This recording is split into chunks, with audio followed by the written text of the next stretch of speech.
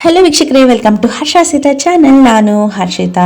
ಇವತ್ತು ಬ್ಯಾಂಗ್ಳೂರಲ್ಲಿ free health checkup ಎಲ್ಲಿ ನಡೆಯುತ್ತೆ ತಿಳ್ಕೊಬೇಕಾ? ಬನ್ನಿ, ಪೂರ್ತಿ ವಿಡಿಯೋ ನೋಡಿದ್ರೆ ನಿಮಗೂ ಗೊತ್ತಾಗುತ್ತೆ. International agency for rehabilitation India ಇದು ಒಂದು ವಿಕಲಚೇತನರಿಗೋಸ್ಕರ ಕೆಲಸ ಮಾಡತಕ್ಕಂಥ ಸಂಸ್ಥೆಯಾಗಿದ್ದು 1987ರಿಂದಲೂ WHO ಫಿಲಾಸಫಿ, ವಿಶ್ವ ಆರೋಗ್ಯ ಸಂಸ್ಥೆಯ ಎಲ್ಲಾ ರೀತಿಯ ಅಂಗವಿಕಲರಿಗೂ ಕೆಲಸ ಮಾಡತಕ್ಕಂಥ ಒಂದು ಫಿಲಾಸಫಿ, ಕಮ್ಯುನಿಟಿ ಬೇಸ್ಡ್ ರಿಹಾಬಿಲಿಟೇಷನ್ ಅಂತಕ್ಕಂಥ ಹೆಡ್ಡಿಂಗ್ ನಲ್ಲಿ ನಾವು ಕೆಲಸ ಮಾಡ್ತಾ ಇದ್ದೀವಿ.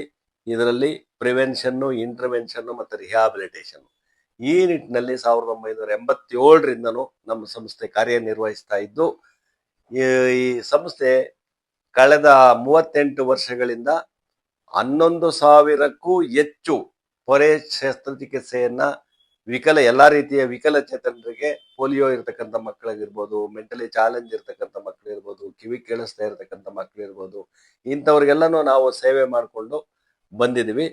ಈ ಒಂದು ಸಂಸ್ಥೆ 38 ವರ್ಷಗಳ ಕಾಲ 30,000ಕ್ಕೂ ಹೆಚ್ಚಿನ ವಿಕಲಚೇತನರಿಗೆ ನಾವು ಸೇವೆ ಸಲ್ಲಿಸಿದೀವಿ ಅಂತ ಹೇಳ್ಕೊಳ್ಳಿಕ್ಕೆ ನನಗೆ ಹೆಮ್ಮೆ ಅನಿಸ್ತದೆ. ಈ ನಿಟ್ಟಿನಲ್ಲಿ ದಿನಾಂಕ 23/2/2025 ಒಂದು ಆರೋಗ್ಯ ಶಿಬಿರವನ್ನ ವಿಠಲ ಕಣ್ಣಿನ ಆಸ್ಪತ್ರೆಯ ನುರಿತ ವೈದ್ಯರುಗಳ ನೇತೃತ್ವದಲ್ಲಿ ಮತ್ತೆ ಇದಕ್ಕೆ ಸಹಭಾಗಿಯಾಗಿ ರೋಟರಿ ಕ್ಲಬ್ ಕಬ್ಬನ್ ಪಾರ್ಕ್ ಅವರು ಮತ್ತೆ incident venture groups company limited ಇವರು ಸಹ ನಮ್ಮ ಕೈ ಜೋಡಿಸಿ ಈ ಶಿಬಿರವನ್ನ ಆಯೋಜಿಸಲಿಕ್ಕೆ ಸಹಾಯ ಮಾಡಿದ್ದಾರೆ. ಈ ಶಿಬಿರದಲ್ಲಿ ಕಣ್ಣಿನ ಪೊರೆ ಶಸ್ತ್ರಚಿಕಿತ್ಸೆ, ಮತ್ತೆ ಉಚಿತ ಕನ್ನಡಕದ ವ್ಯವಸ್ಥೆ, ಮತ್ತೆ ಇತರೆ ಕಣ್ಣಿನ ಯಾವುದೇ ಸಮಸ್ಯೆಗಳಿದ್ರೂ ಅದಕ್ಕೆ ಪರಿಹಾರವನ್ನು ಕೊಡ್ತಕ್ಕಂಥ ವಿಚಾರವನ್ನ ಈ ಶಿಬಿರದಲ್ಲಿ ಏರ್ಪಡಿಸ್ಕೊಂಡಿದ್ದೀವಿ. ಅದು ಅಲ್ಲದೇನೆ BP ಶುಗರ್ ಇರ್ತಕ್ಕಂಥವರು, ಥೈರಾಯ್ಡ್ ಸಮಸ್ಯೆ ಇರ್ತಕ್ಕಂಥ ಮಹಿಳೆಯರು, ಬೇರೆ ಏರೇ ಆಗಿರ್ಬೋದು, ಈ ಒಂದು ಶಿಬಿರದ ಲಾಭವನ್ನ ಪಡೆದುಕೊಂಡು ಈ ಶಿಬಿರವನ್ನ ಯಶಸ್ವಿಗೊಳಿಸ್ಬೇಕು ಅಂತ ಅಂದ್ಬಿಟ್ಟು ನಾನು ಈ ಮೂಲಕ ಸಾರ್ವಜನಿಕರಲ್ಲಿ ಮನವಿ ಮಾಡ್ಕೊಳ್ತಾ ಇದ್ದೇನೆ. ಇದರ ಹೆಚ್ಚಿನ ಲಾಭವನ್ನ ಪಡೆದುಕೊಳ್ಳಿ. ಹಾಗೆ ಈ ಒಂದು ಶಿಬಿರದಲ್ಲಿ ಮತ್ತೊಂದು ವಿಚಾರ ನಾನು ಪ್ರಸ್ತಾಪ ಮಾಡೋದೇನಂತಂದ್ರೆ, ಪ್ರತಿಯೊಬ್ಬರು ಇವತ್ತು ಕಣ್ಣುಗಳನ್ನ ದಾನ ಮಾಡ್ಲಿಕ್ಕೆ ಹಿಂಜರಿತಾ ಇದೆ ನಮ್ಮ ಭಾರತ ದೇಶದಲ್ಲಿ, ಶ್ರೀಲಂಕಾದಲ್ಲಿ. ಇಲ್ಲಿ ನಮಗೆ ದಿನನಿತ್ಯ ಸಾವಿರಾರು ಜನ ಸಾಯ್ತಿದ್ರು ಕಣ್ಣುಗಳನ್ನ ದಾನ ಮಾಡೋದಿಲ್ಲ, ಅದನ್ನ ಮಣ್ಣಾಗಿಸ್ತಾರೆ ಅಥವಾ ಸುಡ್ತಾರೆ.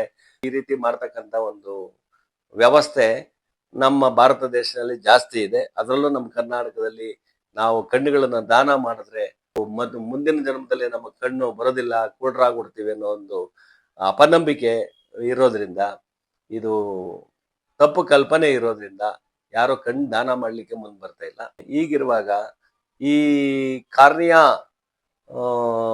ಡ್ಯಾಮೇಜ್ ಆಗಿರ್ತಕ್ಕಂಥ ಅಂಧರು ಕಣ್ಣು ದಾನಗಳನ್ನ ಕೊಟ್ರೆ ಅದನ್ನು ಯಶಸ್ವಿಯಾಗಿ ಶಸ್ತ್ರಚಿಕಿತ್ಸೆ ಮೂಲಕ ಸಾವಿರಾರು ಜನ ಮಕ್ಕಳಿಗೆ ನಾವು ದೃಷ್ಟಿನ ವಾಪಸ್ ನೀಡಬಹುದು.